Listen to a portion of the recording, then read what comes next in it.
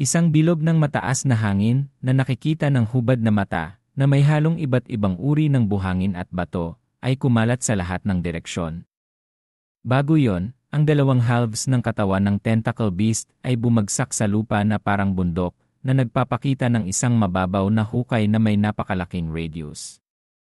Sa pagkakita sa eksenang ito, ang golden pupil ape ay natigilan din sa pagkabigla. Sa hukay, isang nagliliyab na figura ang dahan-dahang tumayo. Sa sandaling ito, ang lahat sa battlefield ay napatingin sa pagkawala ng paningin. Mabilis na nawala ang kakayahang mag-isip ng kanilang mga utak habang umuugong ang pagkabigla. Ngayon lang nila nalaman na ang bumagsak mula sa kalangitan ay hindi isang bulalakaw, kundi isang walang kaparis na hindi magkatugmang batang lalaki. Tumingin si Lu Zeng sa golden pupil ape at sinabing, ikaw na ang susunod. Isang unggoy na mahigit 1.0 metro ang taas. Ang figure nito ay malakas na parang isang maliit na bundok. Ang buong katawan nito ay puno ng itim na buhok. Itinaas nito ang ulo at galit na umungal. Sa dalawang mata nito may sumabog na pulang liwanag. Ang kakilakilabot na aura ay kumalat sa lahat ng direksyon. Itinaas ng golden pupil ape ang kamao nito, na parabang sa susunod na segundo ay maaari nitong durugin si Lu Zeng. Si Lu Zeng ay napakaliit sa harap ng golden pupil ape. Nagalit ito at ibinagsak ang kamao nito sa lupa. Tumalsik ang lupa, umalis sa alikabok. Samantala, kalmadong itinaas ng binata ang kanyang kamao. Ang sitwasyong ito ay parang nangyari na dati, hindi ba? Sinuntok ng binata, dahilan para mamilipit ang unggoy. Lumitaw ang isang golden light sa kanyang mga mata. Sumigaw si Lu Zeng, kumain ka ng sipako. Bahagyang iniunat ng binata ang kanyang mga paa at sinipa ang golden pupil ape. Nakita mismo ang eksenang ito, hindi makapaniwala si matandang General Du Fiu. Ha? Ito? Oh, Panginoon! Hindi ito biro, di ba? Nagkakamali ba ako ng tingin? Itinuro ni Qin Xiaojun ang kanyang mga kamay at paa, at pagkatapos ay bumaling kay Dong Qingxue at sinabing, wow, napakaganda ng laban ni Lu Zeng. Akalain ng mga hindi nakakaalam na sila ay nagre-record ng isang pelikula. Ano sa tingin mo? Sa sandaling ito, tinitigan ng magiging asawa ni Dong Qingxue ang binata. Ang kanyang malaking puso ay nakatuon sa lahat sa binata. Tumingin si Dong Qingxue kay Lu Zeng at sinabi, lumalakas siya. Pagkatapos na talunin ang demon ape, mabilis na bumaling ang binata at sinabi sa praying mantis, ikaw na ang susunod. Tumingin sa binata ang praying mantis na may tandang pananong. Ang kanyang 4 na paa sa harap ay parang kutsilyo na baliw na kumakaway, patuloy na nawawala at patuloy na lumalabas. Ang bilis ay napakabilis na hindi mahuli ng hubad na mata. Lumusob ito patungo sa binata na si Lu Zeng, ngunit umiwas ang binata sa gilid. Paglingon, nakita lamang ang isang napakalaking itim na hukay. Walang nakitang Lu Zeng. Biglang, nasunog ang buong katawan ng praying mantis. Lumitaw si Lu Zeng na may kamay na nakataas at sumugod sa kanyang buong katawan na may nagliliyab na apoy. Ang burning praying mantis ay kinontrol ni Lu Zeng na gumulong sa ere, at pagkatapos ay direktang sinunog ng apoy. Nagsimulang umalingasaw ang amoy ng inihaw na karne. Sa sandaling ito, wala nang nakikitang figura ng praying mantis dahil natatakpan na ito ng kumpol ng apoy ni Lu Zeng. Napakabilis, ang praying mantis ay inihaw ni Lu Zeng. Pagkatapos noon, biglang tumalon ang figure ni Lu Zeng. Mula sa kanyang katawan ay matinding naglabas ng golden light kasabay ng pulang apoy. Mula sa itaas, tumingin ang binata sa kumpol ng halimaw sa ibaba at malamig na sinabing, narito kayo bilang panauhin, hindi na kayo kailangang bumalik. Sa pagtatapos ng pagsasalita, inihagis ng binata ang isang serye ng mga kamao patungo sa kumpol ng halimaw sa ibaba. Boom boom boom! Nasira ang mga halimaw sa sipa ng binata. Usok at alikabok na nakakalat sa buong lugar. Ang mga katawan ng halimaw ay nakakalat sa lupa.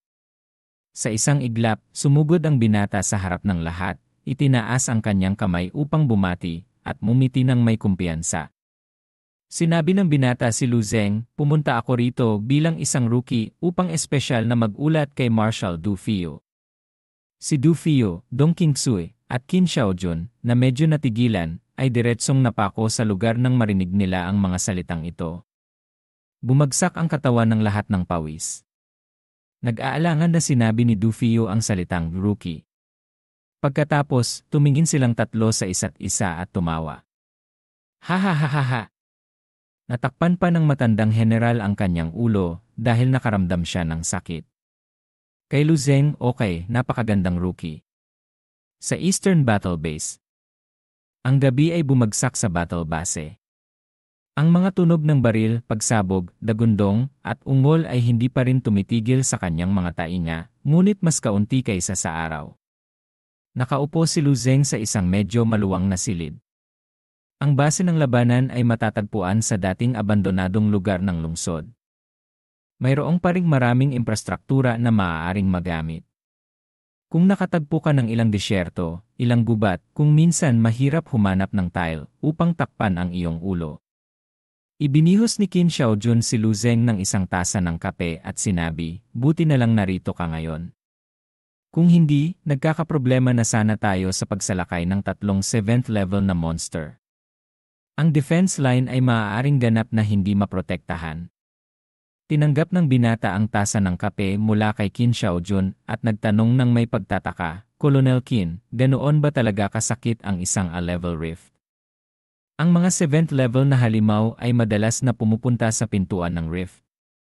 Sa sandaling ito, mahinang nagbigay ng detalyadong impormasyon ang kanyang magiging asawa na si Dong Qingsui sa kanyang magiging asawa. Ang kasalukuyang isa ay malamang na hindi titigil sa A-level. Hindi bababa sa isang triple A-level. Sa pangkalahatan, sa sandaling lumitaw ang isang bagong rift, magkakaroon ng isang panahon ng pagsabog. Mayroong maraming high-level na halimaw na lalabas. Pagkatapos lumampas sa yugto ng pagsabog na ito, ang rift ay magpapapanatad. Kaya dahan-dahan na itong magpapatatad. Huwag kang maging labis na malala tulad ng iniisip mo. Hindi ako nangahas na magkaroon ng anumang opinyon kung ano ang iyong sinabi, tumango si Lu Zeng. Narinig niya si Qin Huaihu na nagpakilala sa pag-uuri ng rift sa eroplano. Akala niya ay ang depensa lamang ni Du Fio sa rift sa pagkakataong ito ay A-level. Hindi ito dapat masyadong mapanganib. Ngunit hindi niya inaasahan na kung hindi napapanahon na dumating si Lu Zeng, malaking bagay na sana ang nangyari. Sa oras na yon, kahit na ang mga tao ni Du Fio ay hindi mamamatay, mapipilitan lamang silang talikuran ang depensa at umatras ng may kahihiyan. Sa sandaling ito, pumasok si Du Fio mula sa labas. Dati, narinig ko na pinatay mo si Grandmaster Tong Quixing ng Extreme Dao Martial Arts Hall. At nakaramdam pa rin ako ng hindi ka panipaniwalang. Ngunit ngayon naniniwala ako sa iyo. Ginamit ni Du Fio ang isang uri ng mga mata upang tumingin sa halimaw upang tingnan si Lu Zeng. Ganap ka ng may lakas na atakihin ang Star General List. Tinantya ko na makakapasok ka sa nangungunang 50 sa Star General List. Tanong ni Lu Zeng, hindi ba halos pareho ang Star General List at ang Old Student List at Saint Child List sa Saint Martial Arts University? Hindi gaanong magkaiba, ngunit ang Star General List ay hindi lamang tumitingin sa lakas, ngunit tumitingin din sa iyong merito at kontribusyon. Nag-isip si Du Fio at nagpatuloy, ngayon, papatayin mo ang mga 6th level at 7th level na halimaw sa battlefield. Hahayaan ko ang mga tao na mag-estadistika. Sa oras na yon, ikokonberte ito sa mga merito at idadagdag ang lahat ng kontribusyon sa iyong katawan. Ang mga merit at kontribusyon ay maaaring palitan ng mga mapagkukunan sa military department. Napakagandang para sa iyong kasunod na paglilinang. Tumango si Lu Zeng at sinabing, salamat, Marshal Du. Okay. Sa pagbalik sa military department, magpatuloy tayong mag-usap tungkol dito. Bago ka pa lang sa military region, kaya maraming bagay. Huwag kang magmadali. Dahan-dahan mo itong matututuhan. Magpahinga ka na. Huwag mong isipin na tapos na ang laban. Maaaring sumabog ang napakalaking pagsugod ng halimaw anumang oras. Dahil nasa frontline ka na, tumulong ka sa akin sa ilang bagay. Sa hinaharap, magtatrabaho ka ng husto. Nakita ni Lu Zeng na si Du Fio ay talagang pagod na. Sa palagay niya, makikita na si Marshall Du ay talagang pagod. Ang mental at pisikal na lakas ng isang 7th level na Grandmaster ay naubos sa ganitong punto. Maaari kong isipin ang labis na pagod na naranasan ni Du Fio sa nakalipas na panahon. Mayroon akong mga immortal cell na kasama ko, at mayroon akong natural na pamamaraan sa paghinga, kaya ang aking gangki at pisikal na lakas ay halos walang katapusan. Hindi ako nakakaramdam ng pagod, ngunit medyo nagugutom na ako. Kinamot ng binata ang kanyang tiyan. Nang makita ni Qin Xiaojun na kinakamot ni Lu Zeng ang kanyang tiyan, lumapit siya at tinapik ang balikat ng binata. Tara, rookie. Kilala ka sa pagiging matakaw. Ililibre namin kayo ngayon. Sa dining hall, hindi nakakita ng anumang masasarap na pagkain si Lu Zeng at nagulat na nagtanong, ito ba ang magandang pagtrato ni Colonel Qin? Walang ibang paraan. Sa frontline, ano pa ang gusto mong piliin? Magtiis ka na lang. Paglampas natin sa yugto ng pagsabog ng halimaw, babalik tayo sa military region at kakain ng isang magandang pagkain. Sa tabi niyon, kumakain din si Dong Qingsu at nakatitig kay Lu Zeng. Ang tunog ng kulob ng pag-ibig ay tumama sa kanyang mga tainga. Nagtagpo ang mga mata ng dalawa. Nagsindi ang mga spark ng pag-ibig sa tahimik na espasyo. Namula ang mga mukha ng dalawa. Nag-atubili ang nag-aalangan si Lu Zeng at Dong Qingsu.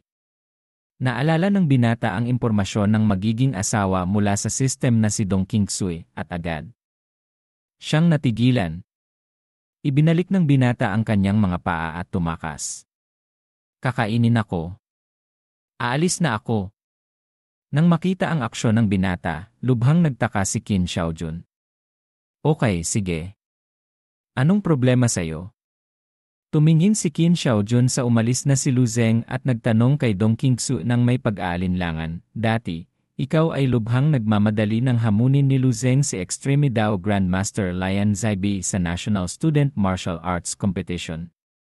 Kung hindi dahil sa isang emergency na misyon, kinasusuklaman mong hindi direktang makalipad sa lalawigan ng Jingdu at dumiretso sa Jian Mountain. Yumuko si Dong Qingsu. Huminto siya sa pagkain at mahinang sumigaw, ano ang kinalaman nito sa'yo? Tinitigan ni Qin Xiaojun si Dong Qingsu ng mahabang panahon. Bigla, naisip niya ang isang bagay. Parang naintindihan na ni Qin Xiaojun ang problema at masayang tumawa. Oh, naiintindihan ko na. Dong Qingsu, maaari bang gusto mo talaga ako? Bago pa matapos magsalita si Qin Xiaojun, isang plato ng pagkain ang nakabaon sa mukha ni Qin Xiaojun. Ang sabaw at pagkain mula sa kanyang gwapong mukha ay patuloy na dumudulas pababa. Ang kasalanan ng pagsasalita ng walang kabuluhan ay nagdulot ng kapahamakan. Si Dong Qingsu ay tumayo ng walang anumang pagbabago sa ekspresyon at malamig na sinabing, ikaw lang ang maraming sinasabi. Pagkatapos magsalita, hindi niya pinansin ang nakakagulat na mga mata sa paligid at agad na tumalikod at umalis. Hoy! Bakit ang sungit mo? Huwag kang umalis. Hindi pa ako tapos magtanong. Kasabay nito, tumingin ang binata sa labas sa kalangitan at naisip sa kanyang puso. Sa pag-iisip ng labanan ngayon, hindi mapigilang kumulo ang dugo sa kanyang katawan. Kinatakutan na hindi siya makatulog ngayong gabi. Ang 1,182 na division na responsable para sa depensa ng battle line na ito ay tila komportable ngayon. Ito ay dahil sa masyadong marahas ang pagpatay ni Lu Zeng sa mga halimaw sa araw at tinulungan silang makuha ang oras upang huminga. Dahil kailangan din ng oras upang lumabas ang mga halimaw mula sa rift sa ilalim. Tumingin si Lu Zeng sa malayo kung saan nagpapatuloy ang apoy ng digmaan at ang tunog ng mga pagsalakay ay hindi kasing dami ng sa araw. Agad na ginamit ng binata ang kanyang mental power upang simulan ang kanyang pakiramdam sa malayo. Siguro pupunta ako doon para tingnan.